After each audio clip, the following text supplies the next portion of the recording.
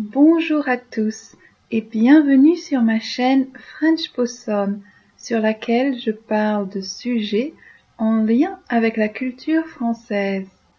Aujourd'hui, je vais vous parler d'un conte magnifique, écrit pour l'enfant qui existe toujours en nous, adultes. Ce conte très connu s'appelle Le Petit Prince.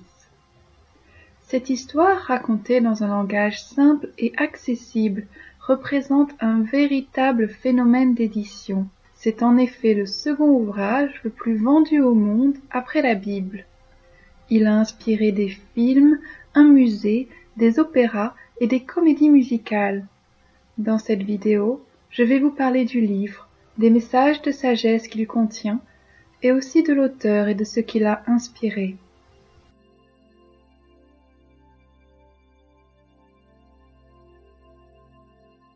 Le Petit Prince raconte l'histoire d'un pilote égaré dans le Sahara qui rencontre un petit prince. Ce dernier lui demande de lui dessiner un mouton et lui raconte son histoire. Il vit sur un tout petit astéroïde et occupe ses journées à arracher les baobabs qui colonisent sa maison.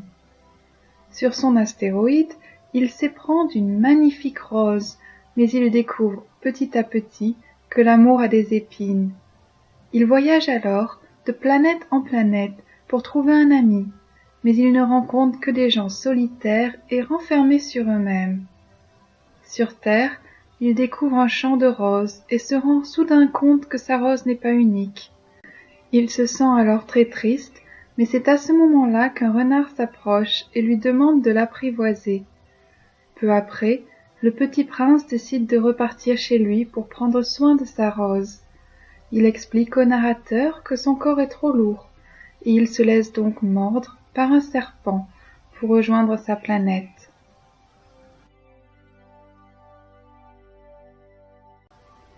Le Petit Prince est un conte plein de charme et d'humanité qui traite de sujets tels que l'amitié, l'amour, la perte et la solitude. C'est le renard qui explique ce qu'est l'amitié et l'amour au Petit Prince. Il lui dit : « Si tu m'apprivoises, nous aurons besoin l'un de l'autre. Tu seras pour moi unique au monde, je serai pour toi unique au monde. » Et il ajoute : « On ne voit bien qu'avec le cœur, l'essentiel est invisible pour les yeux. » Le renard explique ainsi que c'est seulement en apprivoisant les êtres, enfermés dans leur apparence, que l'on peut les connaître, les comprendre et qu'ils deviennent uniques. C'est en apprivoisant les êtres que nous apprenons à les aimer. Ainsi, pour le Petit Prince, c'est le temps qu'il a perdu pour sa rose qui la rend si unique. Le conte est aussi une ode à l'enfance et à cette part d'enfant que les adultes gardent en eux mais choisissent d'ignorer. Dans l'histoire, les adultes manquent d'imagination et ne sont préoccupés que par l'utile et le côté matériel de l'existence. Ils ne jugent que sur les apparences. Enfin, le conte traite de sujets tristes tels que la solitude et la séparation. En effet, le Petit Prince quitte sa rose et s'en veut de ne plus être là pour la protéger. Il est triste, car il sait qu'elle disparaîtra un jour. Lui-même renonce à son corps pour la rejoindre et quitte son nouvel ami, l'aviateur. Ces thèmes sont une réflexion de l'auteur, alors qu'il arrive à la fin de sa vie et a des problèmes de santé. Il écrit le livre pendant la Seconde Guerre mondiale, et les baobabs qui attaquent l'astéroïde du Petit Prince représentent le nazisme.